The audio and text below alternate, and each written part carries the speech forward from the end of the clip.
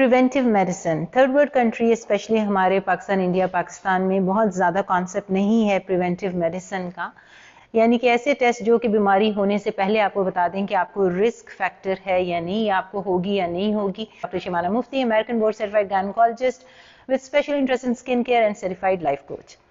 कुछ ऐसे टेस्ट जो हर औरत और आदमी को कराने चाहिए। जब आप यंग होते हैं, 20s में होते हैं, 30s में, तो बहुत ज़्यादा समझते हैं इनविंसिबल अपने आप को कि हमें तो कोई बीमारी होनी नहीं है, हम तो बहुत यंग और हेल्थी हैं। एक्चुअली बीमारियां तो आती 30 साल के बाद जाकर हैं। तो जो चीज़ आप आज कर रहे हैं when you are in your 20s and 30s, वो चीज़ें डिसाइड करेंगी कि आगे जाके आपने किस तरह का आंटी अंकल बनना है, बहुत ओवरवेट होना है, अनहेल्दी होना है, गोटे गिटे आपके रह जाएंगे या नहीं। ये सारी चीज़ें डिपेंड करती हैं कि आप 20s 30s में कैसा फैसला करते हैं कि आप अपने आप को बुढ़ापे में कैसे देखना चाहते हैं। या फिर अगर आप एक्सरसाइज नहीं करते और आपका बहुत सेडेंटरी यानी कि बैठा हुआ लाइफस्टाइल है, आप कंप्यूटर पे होते हैं ऑल द टाइम, हर दिन आप 40 मिनट वॉक नहीं कर रहे, एक्सरसाइज नहीं कर रहे। और एक बात और याद रखें कि 30s में जाके, मिडिल एज में जाके आपका जो मसल मास होता है ना,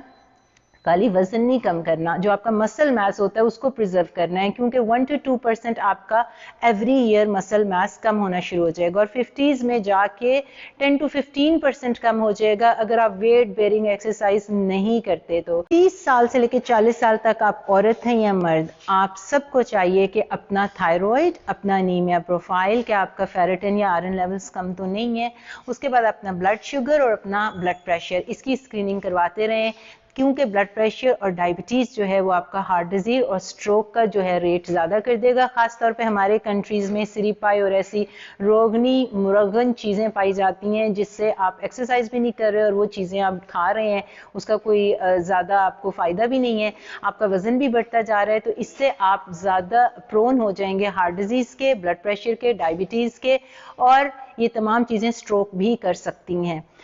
अब आप 50s में चले गए तो हर औरत और आदमी को चाहिए जो स्मोकिंग करते हैं वो कैट स्कैन लंग करवा लें एक दफ़ा, क्योंकि कोई ख़ास स्क्रीनिंग टेस्ट नहीं है लंग कैंसर का। लेकिन अगर बहुत हैवी स्मोकर हैं तो after discussing with your primary care आपका एक कैट स्कैन लंग हो सकता है।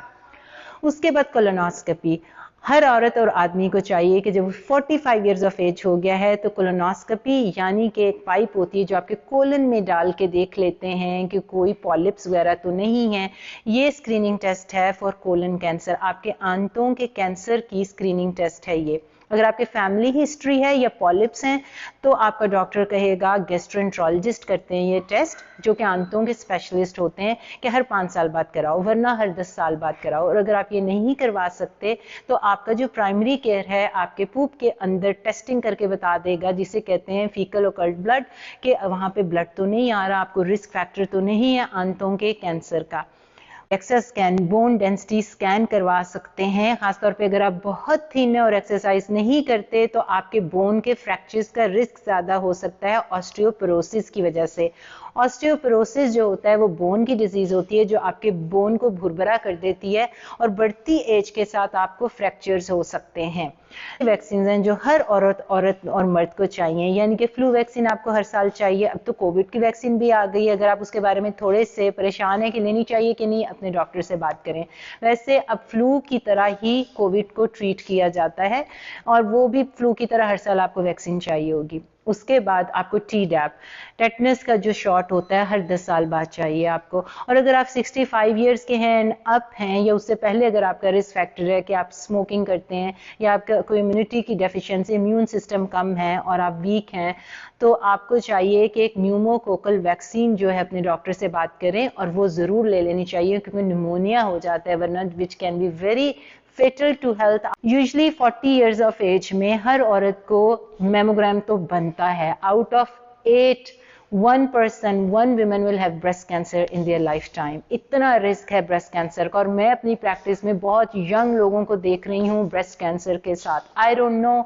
जो रिस्क फैक्टर्स हैं कि आप ब्रेस्ट फीडिंग नहीं करते, बच्चे नहीं पैदा किए हुए, आपने बर्थ कंट्रोल पे हैं या हार्मोन्स पे हैं, कोई भी रिस्क फैक्टर ना हो तो फिर भी आपको ब्रेस्ट कैंसर आजकल बहुत ज़्यादा हो रहा है। समथिंग इन द एयर या जो हम ग़िज़ाएँ खा रहे हैं ऐसी। तो मैं अपने पेशेंट्स को ऑफिस में कहती हूँ कि 40 की बजाय अगर आपके पास पैसे हैं तो जाके 35 में एक बेसलाइन मेमोग्राम ज़रूर करवा लें। और उसके बाद औरतों को मैं 50 ईयर्स ऑफ एज में ये कहती हूँ, क्योंकि जब वो बच्चे बना रही होती हैं तो अल्ट्रासाउंड वगैरह कराती रहती हैं, लेकिन 50 ईयर्स में काफ़ी अरसा हो जाता है उनको अल्ट्रासाउंड नहीं करवाया होता उन्होंने, तो एक अल्ट्रासाउंड करवा लें to look at your ovaries, क्योंकि कोई स्क्रीनिंग टेस्ट नहीं है ओवेरियन कैंसर का, कुछ ब्लड टेस्ट हैं, कोई ऐसे ट्यूमर मार्कर्स हैं जो आप करवा सकते हैं, लेकिन वो भी आप कुछ कंट्रीज में नहीं होते, तो इसलिए ज़रूरी है कि एक अल्ट्रासाउंड करके अपनी ओवरीज को अगर चेक कर लें कि उसमें कोई सिस्ट या कोई मास ऐसा नहीं है, और ख़ासतौर पे अगर आपकी फैमिली हिस्ट्री है या एंडोमेट्रोसिस की हिस्ट्री है, एक अल्ट्रासाउंड 50 में करा लें, क्योंकि कोई ख़ास टेस्ट नहीं है ओवेरियन कैंसर का।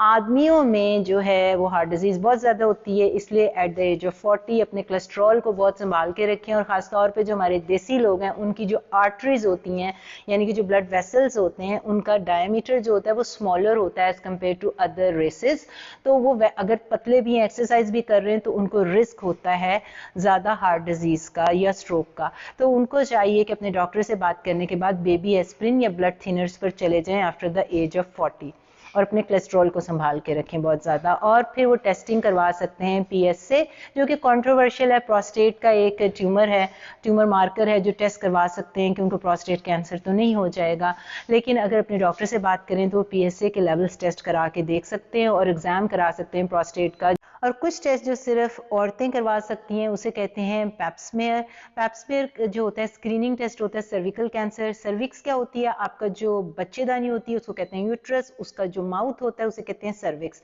पैप्समेयर क्या होता है, जब आप अपने गायनेकोलॉजिस्ट के पास जाते हैं तो अंदर जाके स्क्रैपिंग ले लेता है, स्पेकुलम डाल के वजाइना के अंदर आपके सेल्स ले लेता है, और उसको कहते हैं पैप्समेयर। पैप्समेयर जो होता है हर 2-3 साल बाद आपको कराता रहना चाहिए अगर नॉर्मल आया है तो, और अगर नॉर्मल नहीं आया तो हर साल कराते रहना चाहिए, क्योंकि वो आपको प्रिवेंट करेगा सर्विकल कैंसर से। सर्विकल कैंसर के रिस्क होते हैं अगर आपके पार्टनर ज़्यादा हैं, अगर आपको सेक्सुअली ट्रांसमिटेड डिजीज़ हुई है, और अगर आपको जो है स्मोकिंग करते हैं बहुत ज़्यादा, तो और कुछ ऐसे टेस्ट होंगे जिस तरह के एंडोमेट्रियल कैंसर, यानी कि अगर मेनोपॉज के बाद अगर आपके पीरियड पूरे साल खत्म हो गए तो आपको मेनोपॉज कहते हैं औरतों को, और अगर उसके बाद कोई ब्लीडिंग हो रही है तो उसको एवेलुएट करें फॉर यूट्रीन कैंसर, बच्चेदानी के कैंसर के लिए। तो कुछ टेस्ट ऐसे होंगे जो आप तब करवाएंगे जब आपको सिम्टम्स आ रहे हैं, वो पार्ट ऑफ प्रिवेंशन नहीं है। प्रिवेंटिव मेडिसिन में आपने तमाम वो टेस्ट करवाने हैं जिसको मैंने अभी इस वीडियो में एक्सप्लेन किया है। तो I wish you very best of luck and healthy life, stay blessed.